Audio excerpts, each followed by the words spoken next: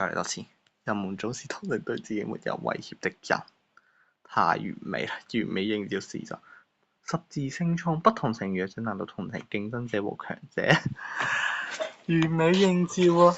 我哋拎嗰個真雄大爺佢所講嘅嘢，對自己冇威脅，針話全家相若千萬。如果係成年人，我點解要同情佢？對我會同情佢弱者，孩子係弱者，佢在長大中所缺情缺失嘅唔係金錢可以衡量。但我問一句，嗰個家產上千蚊，佢全家出咗車禍死晒嘅人，唔通佢嗰啲可以用金錢彌補咩？答唔可以。當然你亦可以直接去講證去講，只不過玩文字遊戲冇意義。但係我哋換句話講，孩子佢對十字星衝嚟講，佢係冇威脅，但係嗰千萬人成年人對佢有威脅。再次完美地對應咗呢句：人們總是同情對自己沒有威脅的人。